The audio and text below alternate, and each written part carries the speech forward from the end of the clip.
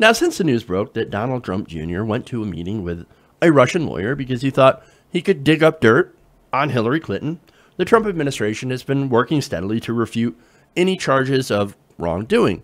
Now, well, this, we just went and did some opposition research. This is normal, not really a big deal. We didn't do anything wrong. You know what? The Democrats, it's just a witch hunt. I mean, just ignore it. Everything's going to be fine. However, inside the White House, the Trump aides, well, they're actually flipping the fuck out. Very interesting. Now, I want to give you some context into actually exactly what's going on. Because since I last reported on this, there were new developments. Now, yesterday, Donald Jr. released his own emails in advance of a New York Times report, who planned on releasing those emails later that day. So, look, the New York Times already had those emails in possession. So they're like, we're going to publish these. Donald Trump Jr. is like, whoa, wait a minute, whoa. Give us some time, and we'll figure out what to do. And then we're going to release the emails. Oops, they're out there. So now they're like, well, we got out there first. Also, we could claim that we're transparent. We have nothing to hide. Look at us. We're such good stand-up people. Wonderful. Now, odds are he didn't come up with the plan because the same day he decided, I'm in trouble. I'm going to lawyer up. Okay. So for that, now I go to the New York Times. Now, the emails were between him and Rob Goldstone, who offered to connect Don Jr.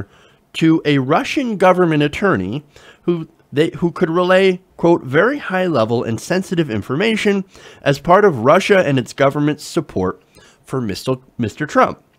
Now, these are from the emails, okay?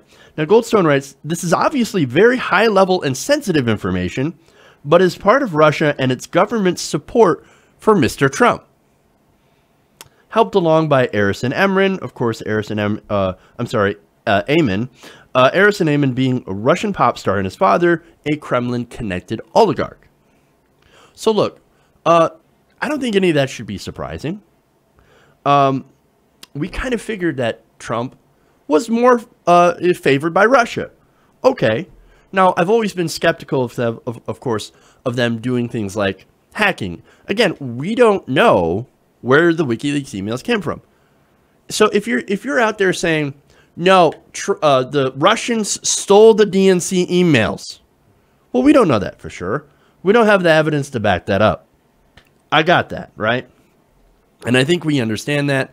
A lot of us who are very skeptical can say, okay, look, we don't know if the Russians had actually hacked these emails and then released them to WikiLeaks. We don't have the evidence for that. However, these emails do show evidence, and this was before the WikiLeaks came out, by the way, and before the DNC was breached. We know that the Russians, or at least this Russian lawyer, was apparently in support of Donald Trump's aims. Okay. Or at least we know that the Russian government at least was in support of Trump. So, okay. Anyway. Now, I never thought of course, highly of Trump's intelligence, but again, surely he would not be open to working together with a foreign government in order to help his father win an election, right? Trump Jr. So, well, let's see his response, right? This is from the emails. If it's what you say, I love it. Well, that's pretty simple. Here's this contact saying, hey, we got contact by some Russian people who have some information and they would like to set up a meeting. These are, of course, and I'm going to read this again. This is someone who had very high-level and sensitive information as part of Russia and its government's support for Mr. Trump. That's what Rob Goldstone wrote. This is very high-level and sensitive information, but as part of Russia and its government's support for Mr. Trump. Again, not my words, in the emails. Don Jr.'s own emails. What are you going to do? Say that they're fake news? No, that's not fake news. These are real. These are their emails. That's what they said. Now, look, he could be wrong in saying that, well, actually, they're not supported. They're not from the Russian government. After all, oops. But they were saying that they were. So Rob Goldstone is saying, from what I understand, this is from the Russian government. And Donald Trump Jr.'s response is, if it's what you say, I love it.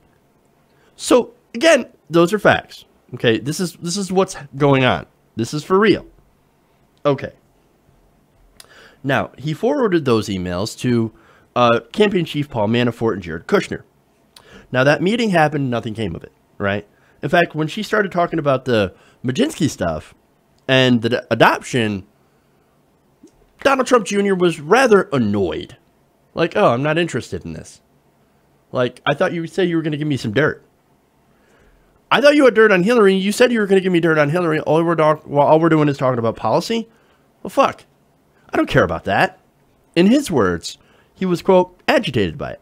So there's your context, right? So he goes to this meeting. He's set up by a friend with someone they both knew was at least Russian, a Russian lawyer, and supposedly had Russian documents linking Hillary Clinton and the DNC getting funded by Russians. So this isn't related to WikiLeaks, and which, by the way, these documents, if they were true, which they're not, would have actually been stolen. And so he finds out there are no documents there, and he gets annoyed, he leaves. Okay.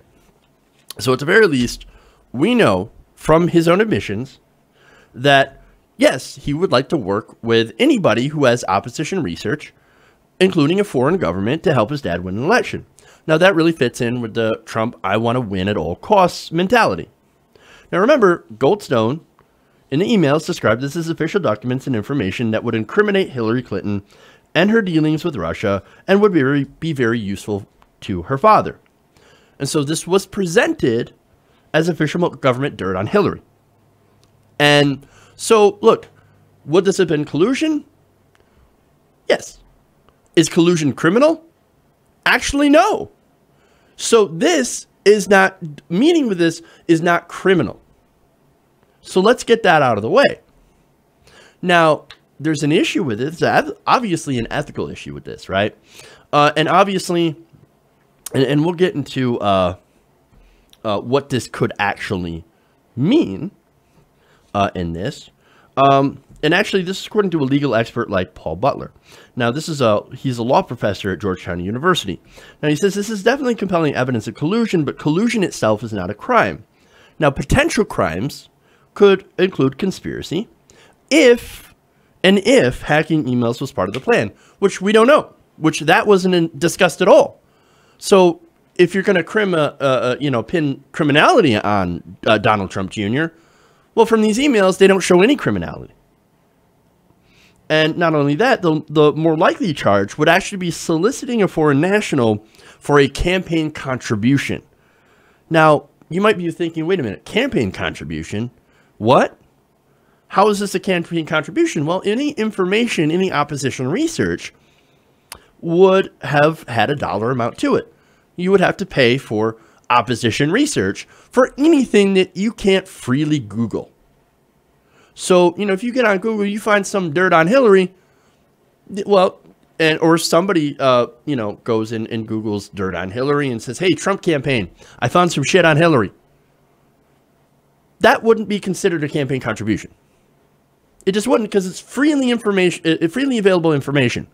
However, if they did have something on Hillary Clinton that was incriminating, and they decided, hey, we're going to give this to you, that would be considered a campaign contribution, because it's not information you can find freely on the internet.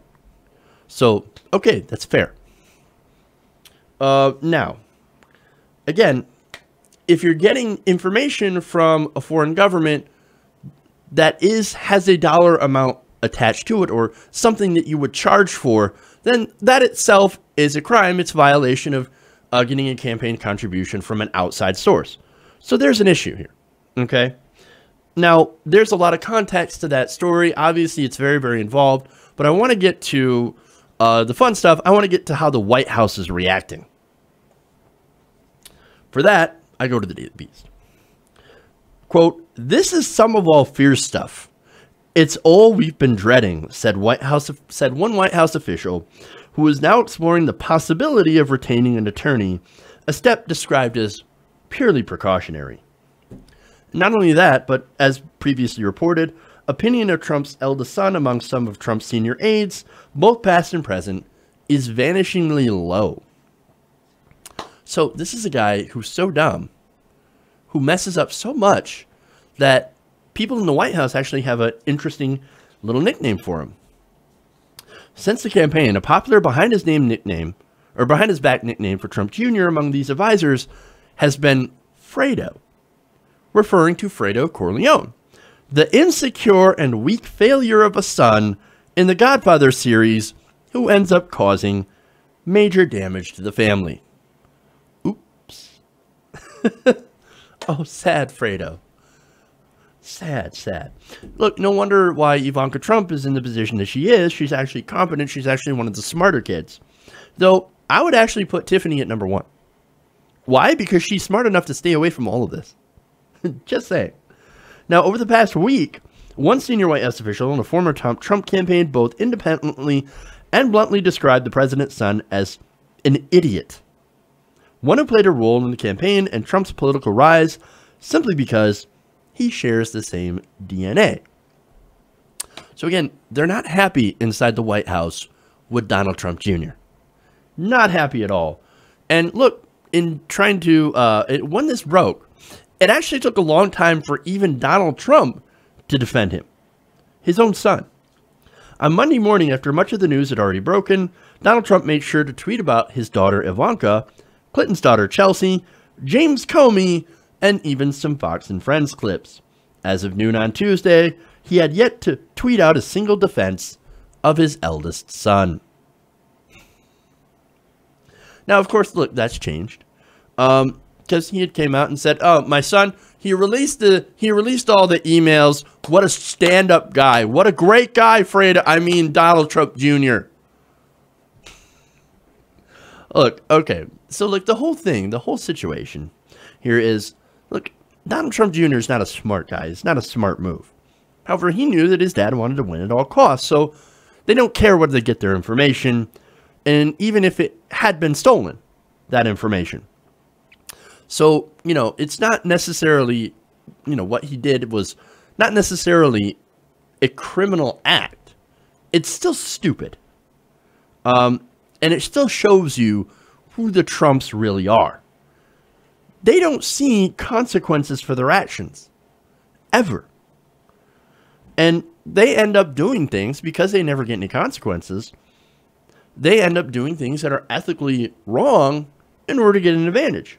Well, that's who the Trumps are.